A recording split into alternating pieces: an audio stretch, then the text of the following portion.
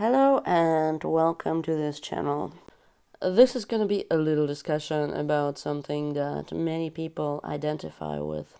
So if you think you're an empath, you should close this tab right now.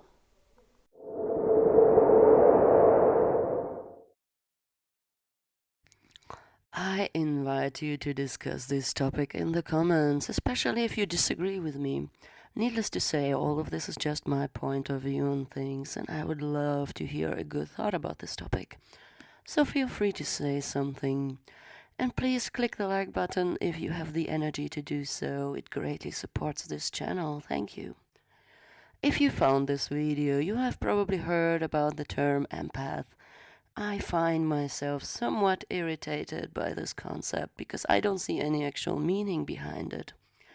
All I see is an ungraspable subjective attempt to display certain personality traits like sensitivity and empathy as being inherent to a certain group of people, and that group of people is somehow better than other people, or suffers more than other people, or is more overwhelmed than others.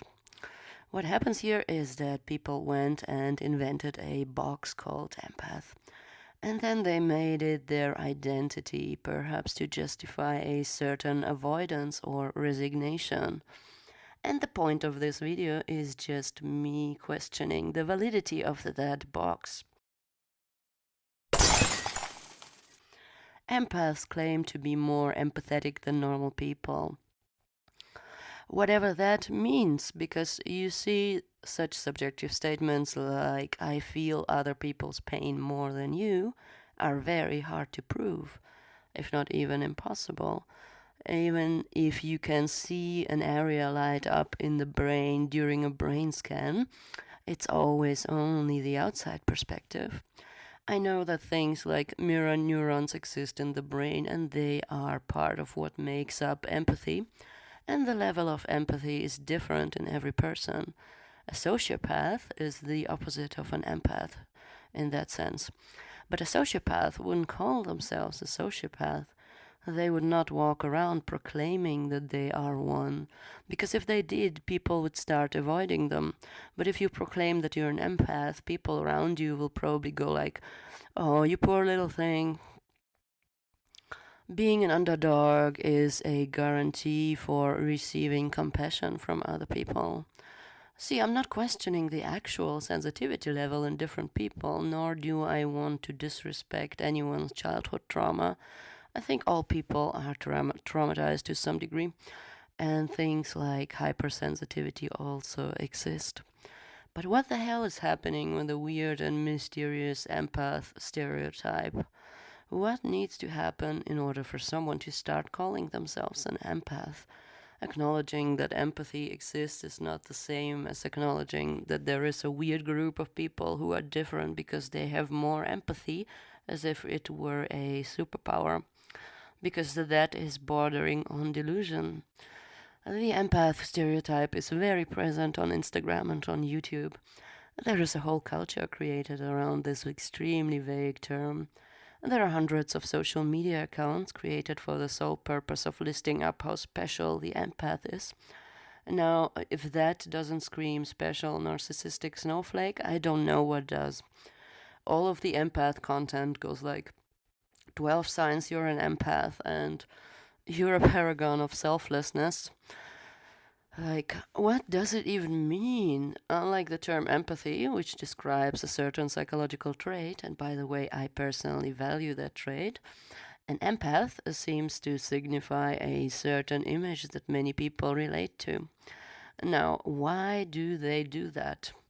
Just like introvert and possibly also the INFJ type, the empath stereotype is a pretty box to be in. The empath trend is basically like the introvert hype gone complete bonkers. Forgive me for being so blunt. Unlike with introverts and INFJs, though, the empath concept seems kind of reminiscent of that new age term, indigo children, except the empath thing is way more narcissistic, which is funny because empaths are often being portrayed as being victims of narcissists. There is a hidden form of narcissism called covert narcissism, which is basically a less obvious form of it. Just like the obvious form, the basic idea here is it is all about me. On the other hand, for content creators, there's plenty of motivation to enforce this stereotype because people do cash in on it.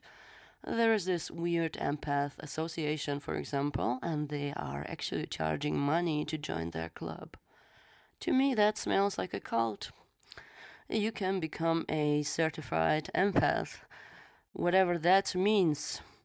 And for a few $100 a year, you get a certificate and get listed in a dubious directory. Now, while I doubt that this association has many members, there is a big audience that can be targeted to join that and to become a certified empath, which won't give you any additional permissions, by the way. It's just a meaningless piece of paper. But who are these people? Who will describe themselves as an empath, and what are their reasons? Upon taking a closer look, none of these people mention anything that wouldn't apply to any person to some degree who is slightly introverted and who doesn't like loud noises. Well, I don't like loud noises or watching someone fall off a ladder and hurt themselves, and I get a strong reaction when I see such things. And a few commercials made me cry already. But does that make me an empath? I don't think so. All in all, this whole empath movement tries to romanticize common traits of people who would also be referred to as emo, and introvert, or sensitive. But since empath sounds so much better than avoidant and perhaps depressed teenager who has never surpassed puberty, people find this label acceptable and even attractive enough, so they voluntarily crawl into that box. Thanks for watching my little rant here. Let me know what you think, and I hope you're not offended if you consider yourself an empath. You're welcome to challenge my views here in the comments. If you're cool with it and like what I'm doing, make sure to subscribe for more fun stuff in the future. Have a beautiful day. Take care, and bye-bye.